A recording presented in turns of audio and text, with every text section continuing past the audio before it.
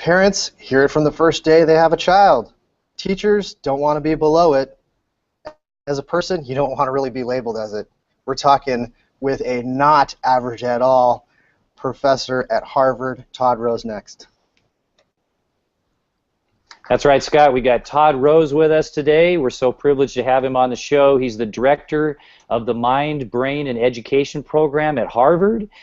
He's the leader for the Laboratory for the Science of the Individual, and he runs a nonprofit. It's the Center for Individual Opportunity. He's also the author of a couple of best-selling books, including his latest called The End of Average. And we're going to be talking about that today with Todd on our show today. Todd, welcome to the Bedley Brothers. Hi, thanks for having me. Why don't you just kick it off and give us a brief synopsis of what is the end of average and why would a teacher be interested in reading your book? So, in a nutshell, it's this. For about the last 100 years, we've built our social systems, including education, around the idea that you could understand and nurture kids through the use of averages. So you understand a kid as a type or how far they deviate from average, so like their GRE score or SAT score. And that got us a long way in the industrial age, but it turns out to be spectacularly wrong. There's literally no such thing as an average kid. And rather than being a bumper sticker slogan, it has deep scientific importance, and I think it has practical importance for the classroom if our goal is to nurture and develop every kid. And Todd, with that in mind, like how do we get away from those labels of average or being above average or below average or things like that? I mean, is that even possible with the system that we've created? You know, I'm not sure it's possible within the existing system as it's structured. And I think you're seeing a lot of people pushing back against the kind of batch processing sort of normative approach to education that we've seen. And it shows up in whether we're talking about personalized learning or student-centered learning or a whole range of names. But I think we have to make some pretty fundamental changes to the architecture of the system. But I think the good news is that it'll get us a lot closer to a school system that most teachers really want and sort of the kind of education system they dreamed of when they wanted to be teachers. And so this idea of just grouping kids and saying this group is average and you're above average and you're below average using whatever standard that we are, how does that show up in schools and in education? Can you be like more specific that what do teachers do, what do parents do, how do kids treat it that is a result of that type of thinking? Yeah, sure. So let's just step through some basic things about the system. So, you know, we base kids on age, right? We have cohorts of age, and we think that's roughly close enough.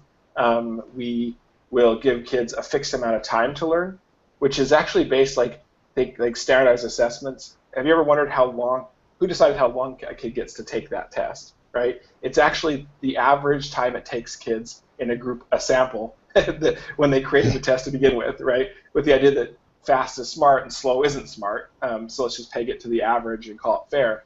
But then if you start thinking about even closer to the way kids view themselves, so we'll call a kid gifted and we'll shower them with more resources if they deviate from the national average on a test by a certain number of standard deviations, right? And then you'll see things like in some schools where kids are on the wait list for giftedness, which is kind of a weird thing, but you know. And then on the other extreme, we'll call a kid disabled. We'll say you have a learning disability, like you might have dyslexia, and it's really because you are, 2 standard deviations below the average for your age at this kind of reading. And it's like we'll take this one-dimensional way of thinking about kids, we'll carve it up into a category, and we'll say this defines the kid. I understand why we do it. I understand what it bought us, but I think most teachers, parents, even administrators think that we want to be shifting toward a school system whose goal is to nurture and develop kids. And if that's true, then you've got to actually know more about individual kids to be able to do that. And averages just fail. Yeah, so on like a practical level, I'm sitting in my classroom right now, Todd, and I think about, how do I communicate this concept with parents when they're looking at grades, and that's how we report to them on how students do. Is your students either, well, C is not even really acceptable anymore, right? So we're going by the master's standards now. You have to have a B or higher or whatever. So how do we communicate that with parents so they really understand that we as teachers need to look at students individually rather than on averages? Yeah. So I think, personally, I think teachers are in the toughest spot right now of anybody, right? Which is, like, intuitively you grasp, like, this is how you should think about kids and you want to nurture them, but the system that wraps around you is actually not built for that, right? And so you end up, we'll talk about, like you could say, Johnny is doing okay over here, not so good over here, let's talk about this whole kid. But at the end of the day, the system is going to say, what's the kid's score? And I think that I personally believe it's on people like me who are saying the system is not working the way we want it to actually do the work to try to give people tools and change the mindset of the public to make it easier for teachers to actually do their job. So I think it's you can have the conversation with kids, you can talk about it that way. There is an importance to just seeing your kid as what we call like a whole child, and so this, but fully appreciating that as we're saying this, we're sitting in a system that absolutely works against that in every chance it gets. And so we have to report to parents, and so one of the tools that we obviously use to communicate with parents is the report card. And from what I'm hearing, you're saying that things like that, like a report card, in the traditional sense of it doesn't even have to be letter grades. I mean, we're asked to grade our kids now on 3 means mastery, 2+, 2 minus means approaching mastery, and a 1 means they're not getting it, So, I mean, even to come up with those scores, first of all, they're somewhat arbitrary, and then we have to I like how you said somewhat arbitrary. I was about to say, probably not somewhat, but completely arbitrary. And then we have to use some sort of an averaging to say, well, mastery in my class means that they're really doing better than the other kids in the class, right? Yeah. And so do we continue to use report cards? How do we, if you were to create the perfect system with this concept in mind, how do we communicate with parents? How do we fulfill that part of our job if we're not going to give them a report card in the traditional sense? Yeah, and I'll say, I think it's really important that we understand how kids are progressing against the kinds of things we want them to learn, and I think that, so I'm in favor of that, and I think they do need to be referenced against some kind of, like, what is it they're trying to learn, and I actually don't care, with my 2 sons, I could care less how they compare relative to the person sitting next to them, right? So as long as we're not talking about relative comparison as a way to understand what the kid knows, I'm fine. The biggest problem is that from a scientific standpoint, the second you try to reduce a kid into a single dimension, you're just always wrong. So you get a little more new. I mean, you just can't do it. And so what we've been looking at is, I mean, the approach, the shift to things like portfolio-based assessments and things that give kids lots of ways to demonstrate competence instead of this one test, this one way. But I will say, what's great about what you're asking is, I think assessments are the hardest thing to figure out, right? And like they often flow from an acceptance of a way of thinking and a pedagogy that's put in place, and then you have to think about, well, how do we measure the outcomes? So for me, I think it's, I still think the public has an old view of what kids are capable of that keeps reinforcing, well, only some kids can be excellent and most kids are mediocre. So on my end, we're putting a lot of time into thinking about broader social movements to convince parents and the general public that there's a better way to think about people. So when you say the end of average, you're not saying that you want to get rid of mediocrity. You're saying that you want to get rid of the concept of average. Yeah, it's what's so hard about it is that it's the idea of average as a reference point has seeped into our culture. It literally influences everything from the way we've created our jobs and how we assess performance to how we'll educate, even to how we've done healthcare and medicine for a long time. And so it seems so obvious that you can see a bell curve in your head, and like the middle is like most people. And what I'm arguing is, from a scientific standpoint, when it comes to human beings, that average person doesn't actually exist. It's a false reference point that causes all kinds of problems when it comes to understanding people. Yeah, apparently my son is only 25% of the weight that he should be, except for that he runs around all the time, and so he's going to be okay, I think. Yeah, exactly. I had my goddaughter when she was just about I don't know, a year or so old. Their parents took her to a pediatrician, and they were like, "Oh, she should have 16 words by now." And I was like, they came back and said, "Why 16 words?" It's like, because on average, this is how many words. It's like, and they actually said, "Well, look, if she doesn't pick it up a bit, we might consider remediation." And I just was like, just stop. Like, and of course now she is the most eloquent, chatty little girl you'll ever meet. But it's like this all of like, on average, at this age, this is what kids should do, and we feel comfortable as parents thinking it feels safe to know there's some reference point there. But look, it just from a scientific standpoint, it doesn't work, and we have a better way to do things. And my argument is that better way to do things, in terms of focusing on individuality, makes for a better foundation for education in the workplace. Yeah, that's one of my passions. One of the things that just gets me going is just thinking about how we label people with special needs. Maybe someone with Down syndrome or whatever, and we say, well, they're below average in this or whatever, and it's like, oh my gosh, when you see the love that comes out of those people and the difference that they make in this world, why in the world are we worried about that kind of stuff?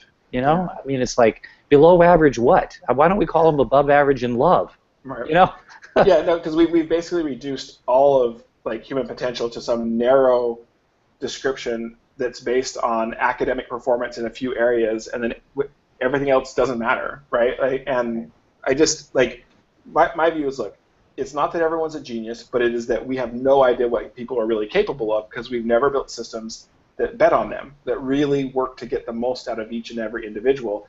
And I think we have a unique opportunity now because economically we need an incredibly diverse array of talents, like more than we've ever needed in the history of our country. And so we've got to figure out how to get the most out of people. And I think the good news for me is when I was writing the book, I thought it would be an abstract idea and there wouldn't be a lot of solutions. And I was really pleased to look when I looked in workplace, when I looked in education. There's plenty of people who understand this and who are pushing hard with solutions, but right now they're all on the fringes of the system that's average-based. So I see as my job to help to change the public mindset, to soften the ground so that when parents and the public look at what great teachers are doing in the name of focusing on individual kids, it won't see like they're just trying to level the playing field, or it will see the logic of it, right? And I think without doing that, I think it's going to be hard to get the ship steered in the way we want it to go. Todd, I think some of the teachers listening right now are probably thinking, hey, isn't a lot of the testing and scores that get us to look at averages, grades, things like that, aren't those really just measures of accountability for the adults in the system rather than the students? Yeah, no, it's exactly right. So I think like when you look at whenever we use group averages and deviation from average, those numbers can be useful when the focus is on the system as a whole, right? So like if I'm a sociologist, averages and deviation from average are fantastic metrics, right? And if I wanted to look at the functioning of the school system across the nation, with a little bit of nuance, I would still probably use group averages and deviation from average. And I think the difference is, it's like for us as people who care about individuals, for teachers who care about individuals, those kind of metrics are not helpful at all. It doesn't tell us what we do next to actually help the kid. Now, I want to ask you a selfish question here. This is for my own purposes. So do we group kids? Do we level kids in the classroom? Do we have a high achieving math group and a middle math group and a lower math group in order to meet the kids' needs better, or is that using averages and messing them up? I mean, what's your opinion on something like that from being an expert on this? Well, I can tell you my opinion on it. You're all the experts in the actual practice, so I don't want to overstep, but I think when I've seen it work historically, there's a number of ways it can work, right? And when you have to group, which, look, at the end of the day, it's really hard to imagine 30 kids on their own, and I'm not even sure we'd want that, right? Like, there's a social element to learning. But when you're able to group, as long as it's not like this kid is in the high group, period, right? Like, and these kids we're all AP students, and versus like right now, where you are in algebra, this is the grouping that makes the most sense, where you're going to have kids that are roughly in your same range and can interact. But like the next subject or even the next part of the math is not necessarily the same. Right? It's like but as you know, like in a classroom, it's crazy the amount of range that you see in terms of where kids are. I don't know how you do it, frankly. I really don't. Yeah. Like Me either. We don't. So I'm a big fan of this kind of like more dynamic groupings that are just more about, it's not about anything innate about the kid. It's just like, hey, right now this is where you're at. And when you look at some of the science that I talk about in the book around pacing, I think the most important thing that people could realize is Edward Thorndike, who was the father of educational psychology and standardized most of the early system of education, deeply believed that fast brains were smart brains, and that there was like a one-to-one correlation there between how fast you could learn something and how smart you would be. And so we standardized the system of like, if this is what you should know at this age, and if you don't, then you're behind, and this is how long it should take you to learn in this class, and if you don't, you just don't know that much. And if you think about it, like, that is still baked into everything, right? So if I said, oh, Tim, you're a quick learner, you think I'm saying you're smart, right? Like, even though I've not said anything about that, but what we know for sure from the research is there is absolutely no relationship between pace and ability. So, like, and we've known that since Benjamin Bloom and his mastery work, right? If you give kids a little bit of time and some flexibility there, what one kid can do, most kids can do. And so the reason I think it's important when we do dynamic groupings is there's a way that that's interpreted. It's not that, hey, you're in the slow group because you're dumb. No, it's just like right now, this is where you're at. And it doesn't matter that you're in this group that's a little bit behind. You're fully capable of becoming the smartest kid in the class at some point. Yeah, growth mindset. And in elementary school, we call it flexible grouping. When the kids can move in and out of whatever groups, and everything. So great stuff, Todd. I could pick your brain all day long, but we're at the part of the show we're going to switch gears with you a little bit and play a game. So, Todd, you're the best-selling author of The End of Average, and so we thought we'd play a little game with you that we're calling Average Smaverage. And you will try to answer some questions about the average person, which I know you totally believe in. Right? Scott, tell our audience who Todd will be playing for today. Todd, you'll be competing for Dean Meyer in Michigan. If you're able to answer 2 out of 3, yes, a little bit above average, Dean will be awarded a free download of an album by the ridiculously popular edgy rock band Rockin' the Standards. Nice. And Dean, I'm sorry in advance. Yeah, so we're going to test your knowledge on averages, on the average person, okay? So, question number 1 is this. How much total food did the average American eat in 2011? Total food. Is it A? Just short of 1 ton. Or is it B? About 350 pounds. Or is it C? Over 5,000 pounds. All right, so your 3 choices are the average American in 2011, that's the last time we could pull up the stats on that, ate just short of a ton, about 350, or over 5,000 pounds. How about just short of a ton? Just short of a ton. Well, that is correct. Okay, you got one right. Number 2. According to a 2004 German study, the average adult laughs how many times per day? The average adult laughs how many times per day? Is it A? Negative 500. Oh, sorry. No, wait, that's not it. That's the German adult. Right? Oh, my God. Sorry, Germany. A is 20 times per day. Or is it B? 50 times per day. Or is it C? 100 times per day. Well, that would be our average today, right, Tim? When we're doing a show, we get about 100 times. Yeah, is it 20, 50, or 100 times per day? Boy, I'd like to say it's a lot, but I feel like I'm going to be pretty negative here. I think it's about 20 times a day. 20 times per day. Yes. That is correct.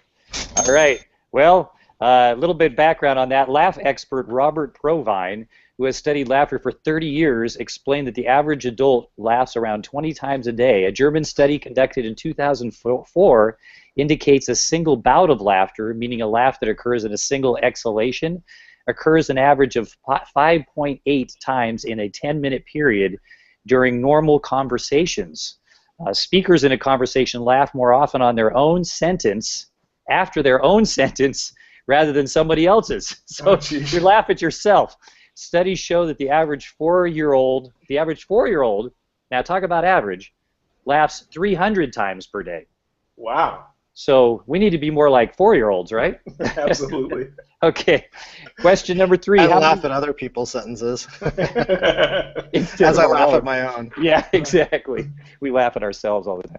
How many times a day can an average American citizen be caught on camera? Caught on camera. Is it A? More than 12 times a day. Or is it B? More than 29 times a day. Or is it C? More than 75 times a day. And I think whatever you answer, you get that one right, right? Isn't that great? If it's more than. Yeah, that's true. So I'm going to go ahead and say it's more than 12, since just the logic there. Well, let's just change the answer to about 12 times a day. Actually, the answer is more than 75 times a day. Which is also more than 12. Which is more than 12. Okay. You probably don't even notice it happening, from your neighbor's home surveillance to traffic cameras to hidden lenses in the office elevator. Tracking your whereabouts isn't hard with recent advancements in surveillance technology. It's everywhere. We're being watched by the traffic light cameras and all kinds of stuff. So wow. Anyway, 75 times a day. Scott, how did Todd do on today's show? Awesome job, Todd. You got 3 out of 3 correct. Way above average. Woohoo! And that's good enough to be a winner. Congratulations, Todd. You've won absolutely nothing. But Dean, he just won a free download of Rockin' the Standards album, education, rock and roll music for 2nd through 6th grade teachers and students, really. Nice. All right. So, wow, I sure hope we can get you on the show again, because I feel like we got about 10 shows that we could do with you and still be like not getting to the bottom of all this stuff that is so good, such huge implications for teachers. Can you tell your new fans here of our show how they can get a hold of you in the future? Sure. Just my webpage is toddrose.com. Okay, and there's two D's in Todd. 2 Ds. Yep. Right. And are you on Twitter? Yes, at Todd Rose. At Todd Rose. Great. We totally appreciate you being on the show. And Scott, you want to mention real quickly Global School Playdate? Yeah, if you haven't heard of it yet, then this is probably the first time you listen to the show. But Tim and I and a group of really amazing teachers and educators put together a day we call Global School Play Day. It's meant to bring not a little bit, but as much awareness as we can to the fact that kids just aren't given the time to have unstructured play. And we really want to bring that back, not just on this day, but we would like to have it every day for kids. And so the first Wednesday in February, if you want to go to globalschoolplayday.com and sign your class up. Last year we had over 177,000 students from around the world sign up in just the second year of this. So this is ringing true out there. Let's get kids out playing, healthy, and becoming more empathetic, better problem solvers, all the benefits that come with that unstructured play. Definitely. All right, and if you have time, make sure you subscribe to us on iTunes, on Podomatic, and if you can write us a review, that would be awesome. And unless you don't like the show, then you probably don't want to do that. But and thanks so much for watching, everybody, and thanks for watching Mom and Dad. Mom and Dad. Thanks, Mom and Dad.